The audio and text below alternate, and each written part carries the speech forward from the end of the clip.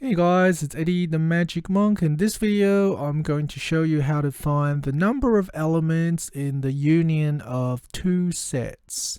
So let's break this down. The first thing I want to talk about is the concept of cardinality. So let's firstly start off with calling a set A. And let's give a couple of elements into the set A. Let's put John, David, and Peter. There are three elements in our set. Now, the cardinality of set A means how many elements are in this set. So in order to write that as a symbol, we use two vertical lines and we put the set A, so the set name A, within the two lines. And this is called the cardinality of set A. And you can see because there are three elements in our set, the cardinality of A is 3.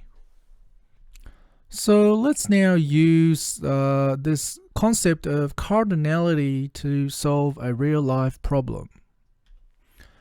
Okay, so the first problem we're going to deal with, a very simple problem, is that in a classroom there are 7 students who speak Chinese, 12 students who speak English, and 5 students who speak both Chinese and English. So assuming that this room only has these students that I'm talking about, how many students are in the room? Now, you might think, oh, well, why can't we just go 7 plus 12 plus 5? That is the incorrect answer. Okay, because some of the 7 students who speak Chinese are included in the 5 students who speak both, and some of the 12 students who speak English are also included in this 5 students who speak both. So if you want to know how many students are there, you can't just add these 3 numbers. So what is the correct way? Well, we need to use a formula. And the formula looks like this. The number of elements in the set A union B is equal to the number of elements in set A plus the number of elements in set B minus the number of elements in A intersect B. So what does that mean? Well, let's explain it using a Venn diagram. So let's give the set A, let's allocate that to the number of the students who speak Chinese. And let's represent the set A using a circle. Within this circle are students who speak Chinese. Within this circle. Now, we also have another set for set B. Let's move to the right a little bit. Set B are the students who speak English. Students who speak English. And I'm going to represent that in another circle. However, you will see that the circle B will have some overlap with circle A. Sorry for the funny shaped circle, but there will be an intersection because the people who are in the intersection of both circle A and circle B can speak both languages. Okay, so what do we know? We know that the number of students who speak both are 5. So I'm going to put the number 5 here. Okay, the number of students who speak both. Okay, then we know that the number of students who speak Chinese is 7. Now, there are already 5 students which are in the boundary of A. So that means that I can only have 2 more students, because in total the cardinality of A is, in my question, 7. And in this Venn diagram, 2 plus 5 is 7. And then, of course, we have to do the same thing for B. So for set B, the cardinality of B is 12. There are 12 who speak English. So I'm going to put B, cardinality of B is 12. Now, within the circle B, the numbers should add up to 12. We already have 5, so we're going to put 7 here, because 5 plus 7 is 12. So now we want to try and do it without the formula. So the question is, how many students are in total in this room, right? We got 2 plus 5 plus 7. So A union B,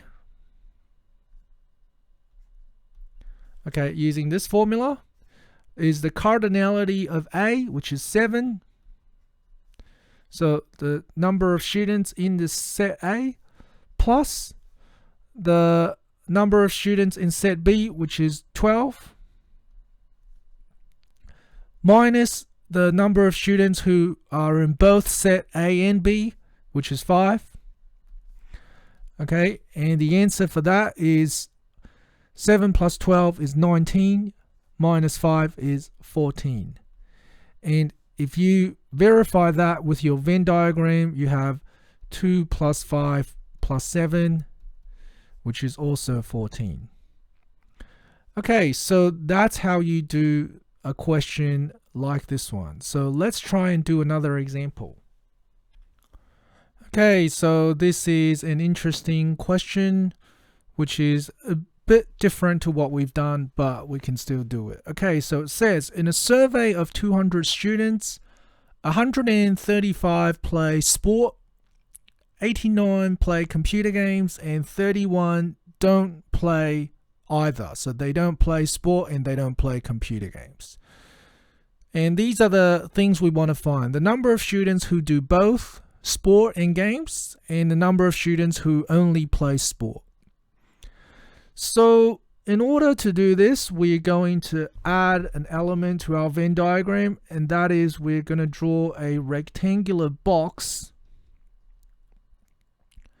to represent all of the students, okay, the 200 students. So all the numbers in this box should add up to 200. Okay, so we're going to have 2 circles again. And I'm just going to call them A and B again to make it simple. So set A are the students who play sport. Students who play sport. B are the students who play games, computer games.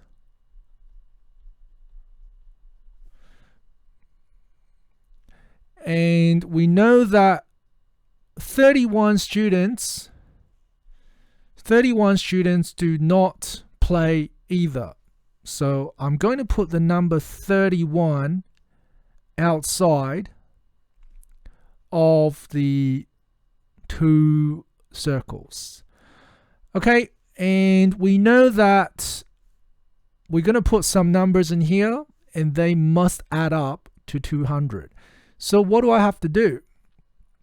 Well, firstly, I want to know the sum of the numbers that are in A union B. So the number of students in A or B. Okay, what is the sum of students? So A union B will be 200 minus 31, which will be 169 students, because 169 will be the numbers that are in the 2 circles, plus the 31 is going to give you 200.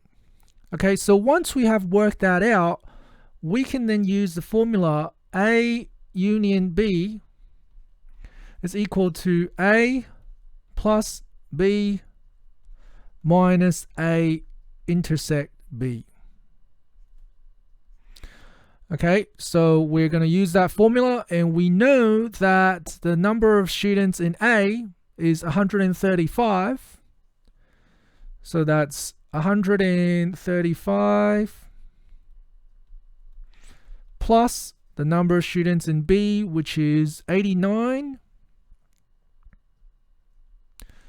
minus, we don't know what this number is, but we do know that A union B, which I forgot a little cardinality symbol because we're talking about how many elements, is 169. So then we can use some simple algebra to help us find out A intersect B. So A intersect B is therefore 169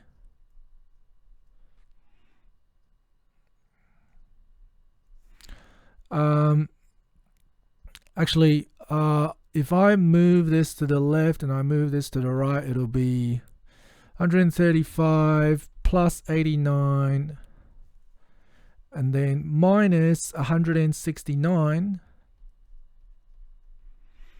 Okay, using a bit of simple algebra manipulation, you guys should know that you can move this to the other side, it becomes a positive, and if you move this to the other side, it becomes a negative.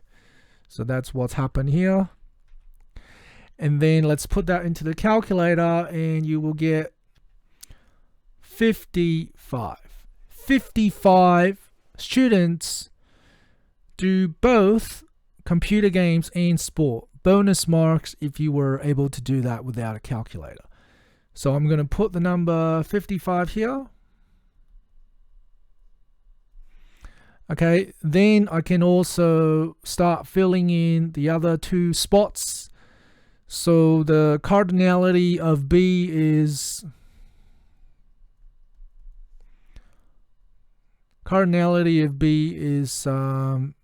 89. So that means the number of students who only play games would be 89 minus 55, which is 89 minus 55 is 34. So I can put 34 here. And then the cardinality of A is 135. So the number of students who only do A would be 135 minus 55, which is 80. Okay, and let's do one final calculation. Do these numbers all added up give you 200? 80 plus 55 plus 34 plus 31. Does that give you 200? Let's do one final check. And yes, it does. So the check is complete. So let's go back. The number of students who do both is 55. And the number of students who only play sport, and in this case, is the number 80. Okay, thanks for watching, guys. See you next time.